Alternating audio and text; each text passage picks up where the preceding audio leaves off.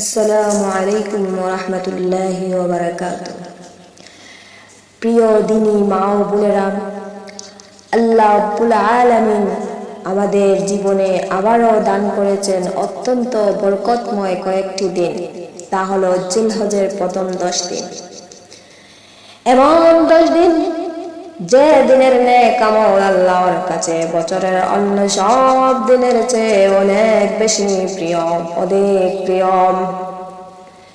আল্লাহর নবী বিশ্ব নবী রাহমাতুল লিল আলামিন বলেছেন, মা মিন আইয়ামিল আমালু ফিহা হাব্বু ইলাল্লাহি মিন আইয়ামিল আশর।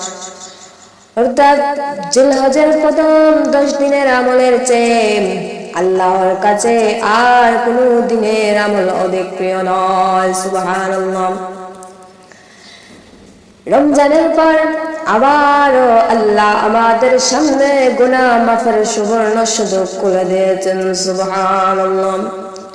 কিন্তু আফসোস, আমরা অনেকেই দিনগুলো দুনিয়ার ব্যস্ততা, ঈদের কেনাকাটা আর অপ্রয়োজনীয় কাজে কাটিয়ে দেয়।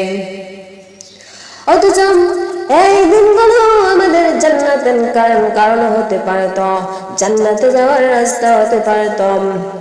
এই 10 দিনে যে আমলগুলো করব আমরা, 5 ওয়াক্তের নামাজ সময় মতো আদায় করুন, বেশি বেশি কোরআন তেলাওয়াত করুন, তওবা ইস্তেগফার বেশি বেশি করুন, দুরূদ শরীফ পড়ুন, সাদকা করুন, গীবত হিংসা ও পরনিন্দা থেকে বেঁচে থাকুন। প্রিয় বোনেরা, এই বরকতময় দিন যদি আমরা পর্দা ঠিক না রাখি এবং গুনাহে ডুবে থাকি, তাহলে আল্লাহর রহমত কিভাবে আশা করব আমরা? আরাফার দিনের মধ্যে এমন একটা রোজা আছে যার মর্তবা এত গুণ। হাদিস শরীফের মধ্যে নবী করিম সাল্লাল্লাহু আলাইহি ওয়াসাল্লাম বলেছেন, সিয়ামু ইয়াউমি আরাফাতা আহতাসিবু আলাল্লাহ আন ইউকাফফিরা আস-সানাতা আল্লাতী ক্বাবলাহু ওয়াস-সানাতা আল্লাতী বা'দাহু। অর্থাৎ আরাফার দিনের রোজা আমি আল্লাহর কাছে আশা করে যে তা পূর্বের 1 বছর ও পরের 1 বছরের গুনাহ মাফ করে দেবে। সুবহানাল্লাহ। তাই আমরা চেষ্টা করব জিলহজের 9 তারিখের রোজা যেন কোনোভাবে মিস না হয়। এই রোজা রাখলে আল্লাহর নবী বিশ্ব নবী বলেছেন, 1 বছরের পরের ও আগের গুনাহ মাফ করে দেওয়া হয়। সুবহানাল্লাহ। প্রিয় বোনেরা, হয়তো এটাই আমাদের জীবনের শেষ জিলহজ হতে পারে।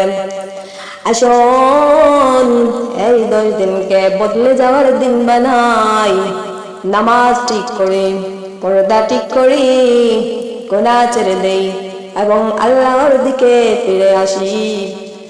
আল্লাহ রাব্বুল আলামিন আমাদের সবাইকে এই বরকতময় দিনগুলোর হক আদায় করার তৌফিক দান করুন। আমিন। প্রিয় বোনরা, নসিহতটি যদি আপনাদের হৃদয়ে ছুঁয়ে থাকে তাহলে লাইক, কমেন্ট এবং কমেন্টে আমিন লিখুন। সাবস্ক্রাইব করে আমাদের পাশে থাকুন ইসলামিক নতুন নতুন নসিহত পেতে। আসসালামু আলাইকুম ওয়া রাহমাতুল্লাহ।